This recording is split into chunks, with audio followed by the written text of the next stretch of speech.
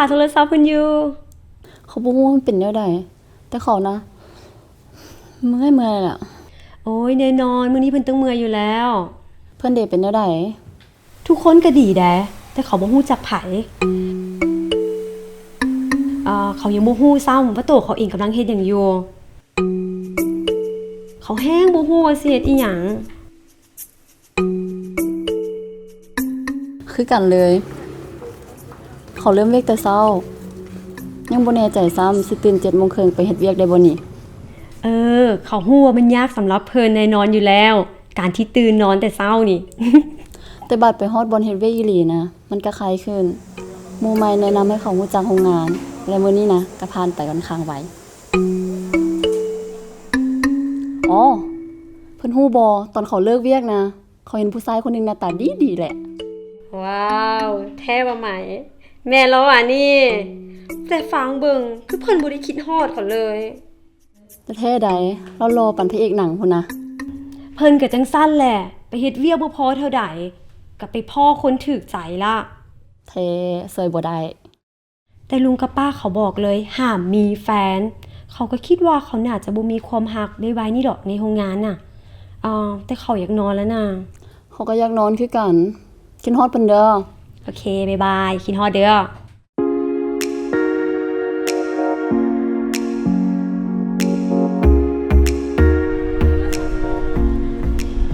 เขามีนัดไปเล่นกับผู้บ่าวแล้วเด้ฮะนี่น่าเป็นกับผู้บ่าวกับไผกับผู้นั้นหั่นเด้ผู้ที่เฮาเจอกันอยู่หน้าประตูแม่นหั่นเด้ผู้ใดก่อนออลินเพิ่นหมายถึงผู้บ่าวที่โลปอันดาราหั่นตัวแม่นเราหั่นแหละหลังจากมื้อนั้นนะเขาเห็นเราอยู่หน้าประตูทางออกทุกมื้อเลยแล้วมื้อนึงเขาก็ว่าหยอกเราว่าเฮาน่าจะเซาโพกันแบบนั้นได้แล้วเนาะโหแท้ว่ะเพิ่นว่าแบบนั้นแท้แม่นเราคิดว่ามันตลกดีแล้วพวกเขาก็ล้มกันหลายขึ้นแล้วเราชวนเขาไปลินนำเขาบ่ฮู้ว่าเพิ่นไปเอาความกล้าแบบนี้มาแต่ไสเขาบ่สามารถเว้าแบบนี้กับไผได้เลยโอ้ยเขาเชื่อว่าเพิ่นเฮ็ดได้แล้วเขาสิใส่ชุดหยังไปลินนี่เขาคิดว่าเพิ่นบ่ต้องการให้เขาซวยเรื่องนี้แดสำคัญสุดถ้าเราจริงจังขึ้นมาแล้วเพิ่นสิเฮ็ดจังได๋โอ้ยเพิ่นจริงใจเกินไปแล้วนางเกดพวกเขาน่ะยังบ่ทันไปลินน้ำใส่น้ำกันซ้ำจังได๋ก็อย่าเบิ่งแยงตัวเองเด้อโดอีแม่เท่านี้ก่อนเด้ออีแม่บ๊ายบาย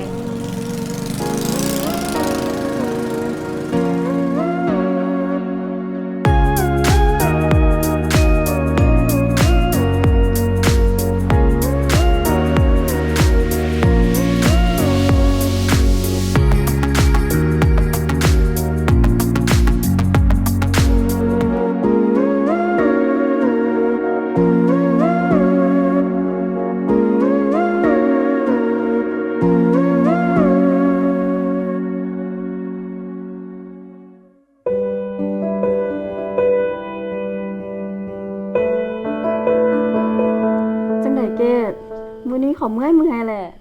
คือกันเพื่อสิพ่อผู้บ่าวสาวคือนี่ตัวพวกเขาว่าสิพากันไปเบิ่งหนังแต่ก็บ่แน่ใจว่าสิไปฮอดบ่เพราะส่วนหลายนะพวกเขาไปลินแต่อยู่ในห้องของเราพวกเจ้าจะแม่งจริงจังแท้ว่าเนาะเขาก็บ่ฮู้เธอดอกเขาหมายความว่าเขาคิดว่าเพิ่นบ่ต้องห่วงดอกเขาสิบอกเพิ่นเองถ้าพวกเขาจริงจังนำกันแท้ๆจังได๋ก็อย่าเพิ่นต้องเบิ่งแยงตัวเองเด้อได้เขาสัญญาเพิ่นต้องเฮ็ดให้ได้จังได๋ก็อย่าห้ามเกินเลยหรือเฮ็ดอีหยังเด็ดขาดแต่มื้อนี้เขาพ่อผู้ชายคนนึงที่เขาคิดว่าเขาอาจสนใจเราโหแท้นะแท้ว่ะเขียวบอกมาเดี๋ยวนี้โอเคอย่าเฝ้าตื่นเต้นเราชื่อต้อมเขาพ่อเราผ่านหมู่คนนึงอยู่โรงงานแล้วดีนะพวกเขาเริ่มล้มกันแล้วก็คิดว่าเสาร์อาทิตย์นี้สิไปเล่นน้ำกัน ว้าวเพิ่นออกไปเที่ยวกับผู้บ่าวแล้วเขาโคตรดีใจเลยนี่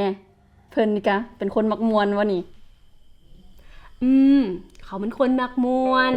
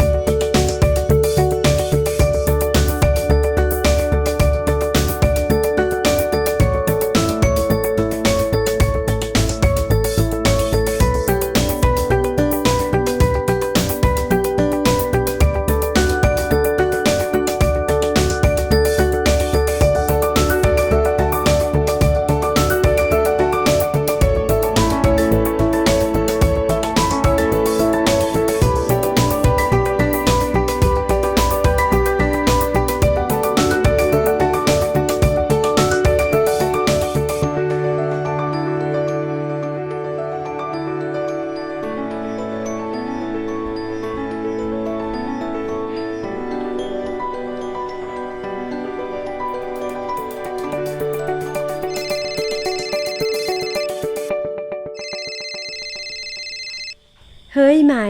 มือนี้เป็นอีกมือหนึ่งที่น่าเบื่อที่สุดเลยในบอลเฮ็ดเวียก แม่นว่าเป็นตาเครียดๆขนาดเลยเนาะเพิ่นนี่ เอออ่ะเพิ่นคบกับเสาเป็นเวลา2 เดือนแล้วได้พวกเพิ่นก็ได้ป้องกันอยู่หวะ ป้องกัน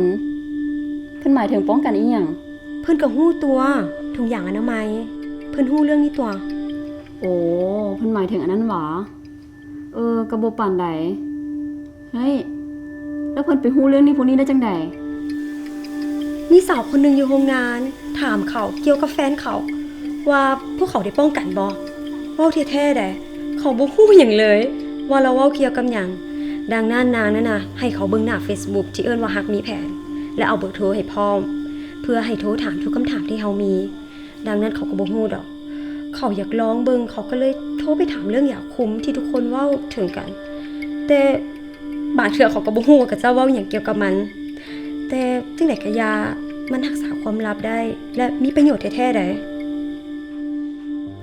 มันฟังคือเพิ่นเลยเนาะแล้วยาอีหยัง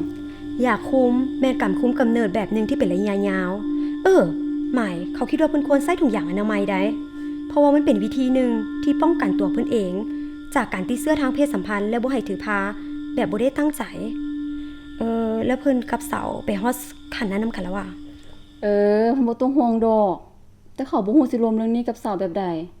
มันเป็นตาอายได้เพิ่น อายตอนนี้ดีกว่าถือพาหรือว่าให้แฮงไปกว่านั้นได้ไหมเพิ่นต้องรวมเรื่องนี้กับเราได้ ได้ เบิ่งก่อน บ่ได้ฟังเด้อเพิ่นต้องสัญญาน้ำเขาว่าเพิ่นสิเว้ากับเรา โอเค สัญญา โอเคโดยบาย บาย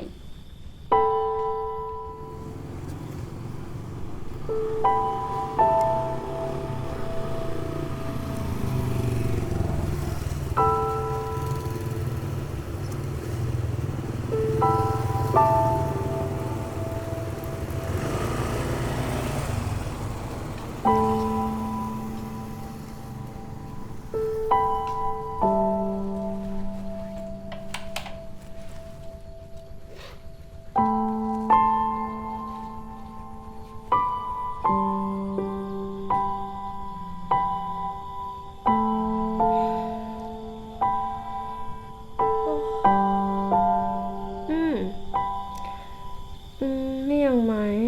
จักโมงแล้วนี่เพิ่นเป็นหยังวะ ขอโทษเด้อเกดเขาโทรหาเด้อเขาอยากรวมนำ บ่เป็นหยังเพิ่นมีหยังวะ เขาคิดเรื่องเพิ่นเว้าคืนนั้นน่ะ เขากับสาวนอนน้ำกันละเด้เขาอยากให้เพิ่นฮู้ เขาบ่อยากเชื่อว่าเพิ่นบ่บอกเขา เขากับพอฮู้ว่าพวกเพิ่น2 คนคบกันแบบจริงจัง แต่เขาบ่แน่ใจว่าพวกเพิ่น2 คนคบกันไปฮอดไสแล้ว เขาอยากให้เพิ่นฮู้แท้ๆใดเพราะว่าเขากับเพิ่นน่ะร่วมกันได้ทุกเรื่องอยู่แล้ว เขาดีใจที่เพิ่นเว้านำเขาแบบจริงจัง และ ดังนั้นเป็นแบบใดเขาหมายถึงเรื่องเพศสัมพันธ์ มันรู้สึกแปลกนะมันเทื่อทำอิฐแต่เสาเราเป็นคนดีใดเราอ่อนโยนแล้วน่าฮักอีกแท้ๆเขาบ่เคยรู้สึกดีกับผู้ชายผู้ใดแบบนี้มาก่อนเลย ฟังแล้วโรแมนติกดีเนาะ แท้บางเทื่อเขาก็บ่ฮู้เด้เขาก็คบกับเรามา2-3 เดือนแล้ว แต่เขามักที่อยู่กับเราแล้วน่าฮักแล้วดี และก็เป็นตัวของตัวเองอีก อือฮึและการป้องกันเด้เพิ่นได้ลมกับเราเกี่ยวกับเรื่องนี้บ่ บ่ต้องห่วงเสาเบิ่งแยงทุกอย่างได้ ไหมมันสำคัญได้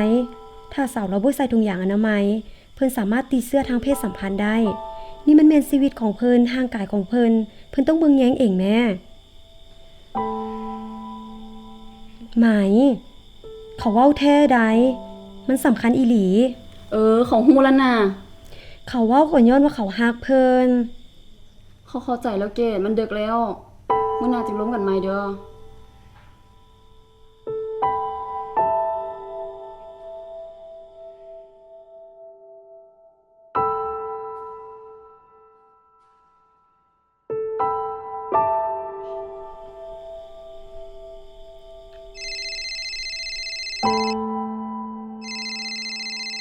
เฮ้ย ไหมเขามีข่าวมาบอกเพิ่น โอ้เว้ามาเลย คือว่าเรื่องเขากับต้อมค่อนข้างจริงจังแล้ว เมื่อวานนี้พวกเขาตัดสินใจว่า พวกเขาพร้อมแล้ว พร้อมแล้ว เพื่อหยัง พร้อมที่มีเพศสัมพันธ์ โหแท้ๆนะมันเป็นเรื่องใหญ่ใด ต้อมเราค่อนข้างคือกับเขาเรามีประสบการณ์น้อย พวกเขาล้มกันเกี่ยวกับเรื่องนี้ และความสำคัญของการคุมกำเนิด ฮะเป็นหยังเกาะ ไหมเขาก็บอกเพิ่นและเด้มันเป็นวิธีที่ว่าเฮ็ดให้ตัวเองปลอดภัยจากการถือพาแบบบ่ได้ตั้งใจ แล้วพยายามติดต่อทางเพศสัมพันธ์ โอ้แมน ดังนั้นเขากับต้อมจึงล้มกันเกี่ยวกับเรื่องนี้ทั้งหมดเลย เขาให้ข้อมูลเราเกี่ยวกับเว็บไซต์ของฮักมีแผน ที่เว่าเกี่ยวกับการป้องกันและการมีเพศสัมพันธ์ที่ปลอดภัย เกดเพิ่นบ่ได้ล้มกับเราปานนั้นติ เขาล้มไปแล้ว เขาบ่อยากมีเพศสัมพันธ์กับคนที่เขารู้สึกบ่ปลอดภัย หรือบ่สบายใจนำและเพิ่นฮู้บ่เราคิดเรื่องนี้แบบระมัดระวังขนาดเลย แล้วก็พวกเขาสองคนไปซื้อถุงยางอนามัยน้ำกันอีก เพิ่นไปน้ำเราพุ่นน่ะ เขาหมายถึงว่าเราเข้าไปซื้อ และเขาอยู่นอกท่าเพิ่นฮู้บอกว่าเราล้มเรื่องนี้นะเป็นตาหน้าหักขนาดเลย และเขาก็คิดว่าเขาพร้อมแล้ว โหเพิ่นคือสิพร้อมอีหลีหั่นแหละ แล้วเพิ่นเดเป็นแนวใดแล้วกับสาวนะ ขออนุญาตถ้ามีลูกเรียนเขาเสียจังได๋ ก็บ่เป็นหยัง เพิ่นล้มกับเราละ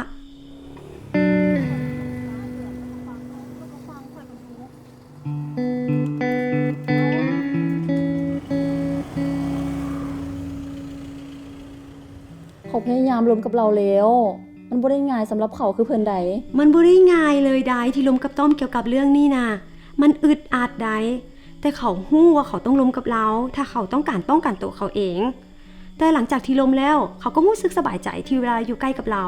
เขาก็คิดว่าเราก็คือกัน เขาล้มกับเสาแล้ว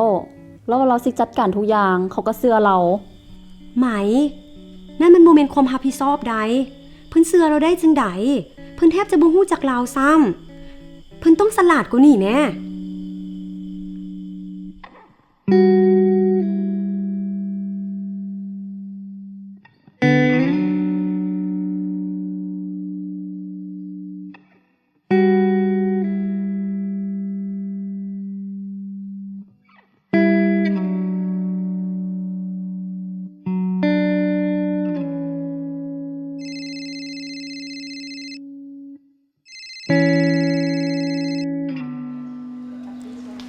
ไหม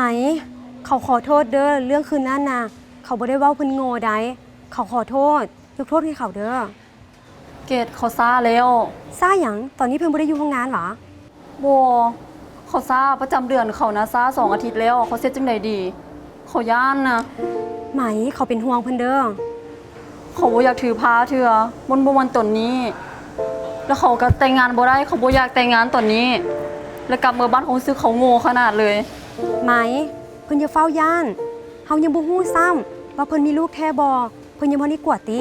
เขาสามารถเอาแนวกวดให้เพิ่นได้เลิกเวียกแล้วเขาสิไปหาเพิ่นเด้อเพิ่นบ่ได้โง่เด้อเพิ่นอย่าเฝ้าย่าน เขาขอโทษเกดเขาหวังว่ามันสิเป็นความเพิ่นเด้อ บ่เป็นหยังเฮาสามารถหาทางออกนำกันได้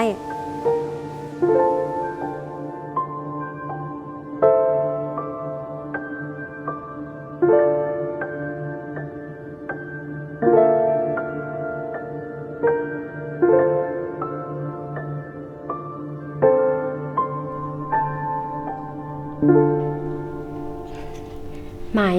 เขาขอโทษเพิ่นเด้อเรื่องเมื่อก่อนน่ะเขาเพียงแต่เป็นห่วงสุขภาพของเพิ่น เกดเขาพี่นาควรผลค้นขอโทษเพิ่นเบิ่งสภาพเขาตอนนี้ดู เพิ่นเว้าถูกหั่นแหละ จังใดก็ตาม เขาเว้าแฮงใส่เพิ่นโพดเขาเพียงแต่อยากให้เพิ่นเห็นว่าการที่เพิ่นตัดสินใจแนวนี้ มันสามารถมีผลอันใหญ่หลวงต่อชีวิตของพวกเพิ่นได้ โดยเขาเข้าใจแล้ว แต่เสาบ่ให้โอกาสเขาเลยเราบ่ใส่ใจเขาบางเทื่อเขาเว้าไปแล้วก็มีแต่ให้เขาซ้ำ เพิ่นสามารถล้มน้ำเขาได้ทุกอย่าง ตลอดเวลาเลย เพิ่นก็ฮู้ตัว ว่าเฮาควรเตือนซึ่งกันและกัน อยากเห็นผลบ่ ก็บ่ปานใดได้อยู่ เกดเขาโคตรดีใจเลย เขาก็ดีใจเขาบ่อยากให้หมู่ที่ดีของเขากลับบ้านในตอนนี้ แต่ว่าไหมเฮาควรไปกวดอยู่คลินิกได้ เป็นหยังเขาคือไปคลินิก อันนี้นี่นามันเป็นเพียงน้ำเยียวที่อยู่เทิงแทงอย่างเท่านั้น มันบ่ได้บอกทุกอย่างได้ ถ้าพวกเพิ่นทั้งสองคนบ่ได้ใส่ถุงยางอนามัยเพิ่นอาจติดเชื้อได้ เพิ่นคิดจังซั่นว่ะแต่เสาบอกกับเขาว่าเราบ่มีพยานหยัง เราบอกเพิ่นว่าเราปลอดภัยอยู่ แต่คลินิกบอกเขาว่าเราอาจจะติดเชื้อโดยที่เราบ่ฮู้ตัวซ้ำ โอ้แม่นได้เนาะ เขาสิไปนำมันฮอดเวลาแล้วที่พวกเขาทั้งสองคนต้องใส่ใจสุขภาพของพวกเขา เกดเขาขอบใจเพิ่นหลายๆเด้อ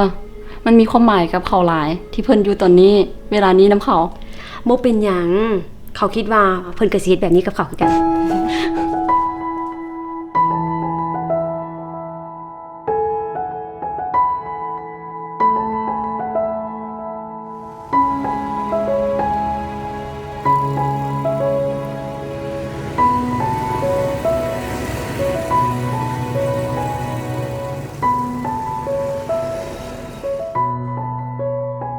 ไหม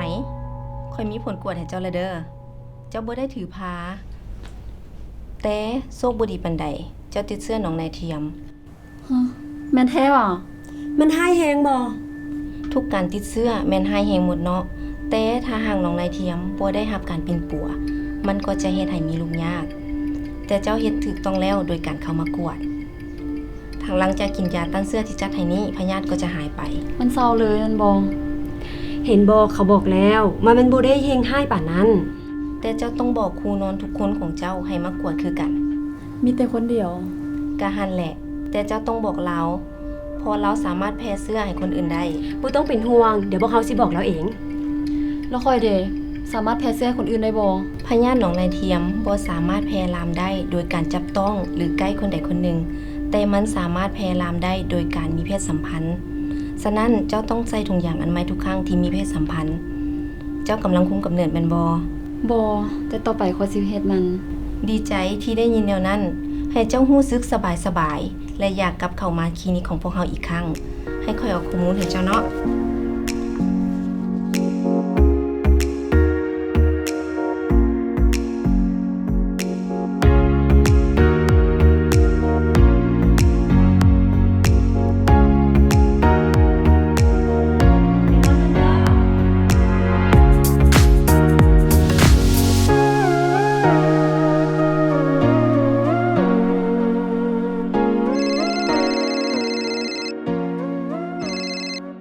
ไหม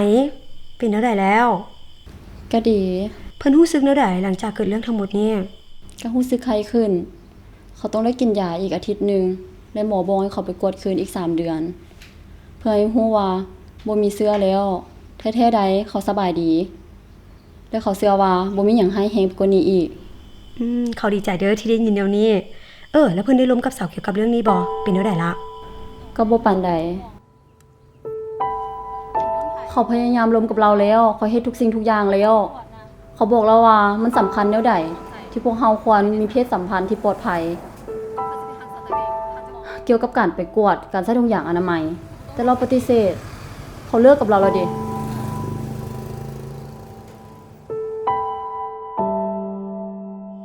เขาเสียใจนำเด้อเพิ่นคือสิเจ็บปวดแหละ เพียงแต่คิดว่าเราน่าจะดีกว่านี้ และตอนนี้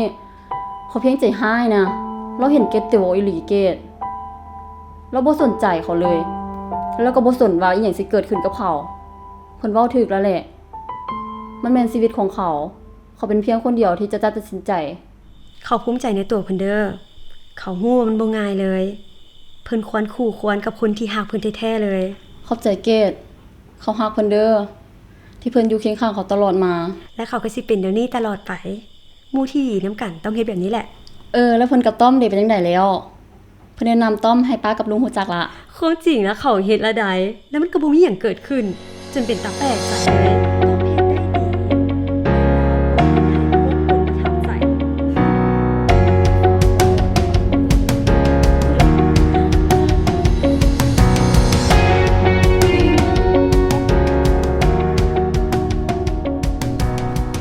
เจ้าอาจเคยได้ยินเป็นล้านครั้งแต่มันแม่นแท้ใดการมีเพศสัมพันธ์ที่บ่ป้องกันแม่นเป็นแนวความคิดที่บ่ดี มันอาจเป็นเรื่องง่ายที่คิดว่ากรณีการให้แฮงอาจจะบ่เกิดขึ้นกับเจ้า แต่มันสามารถเกิดขึ้นได้ และเจ้าต้องเบิ่งแย้งตัวเองเพราะบ่มีผู้ใดเบิ่งแย้งเจ้าได้ การมีเพศสัมพันธ์ที่ปลอดภัยร่วมกับการไปคลินิก ได้รับการกวดกาและได้รับคำแนะนำว่าสิ่งที่ดีที่สุดสำหรับเจ้า และสิ่งหนึ่งที่ยากที่สุดแม่นเจ้าต้องรวมกับผู้ของเจ้า เกี่ยวกับการมีเพศสัมพันธ์ ถ้าเจ้ามีอายุหลายพอที่จะมีเพศสัมพันธ์ เจ้าก็มีอายุหลายพอที่จะรวมเกี่ยวกับมันเช่นกัน แม่นแล้วตอนทำอิฐการสนทนาอาจเป็นแบบอึดอัดแน่แต่มันสามารถสร้างความไว้วางใจ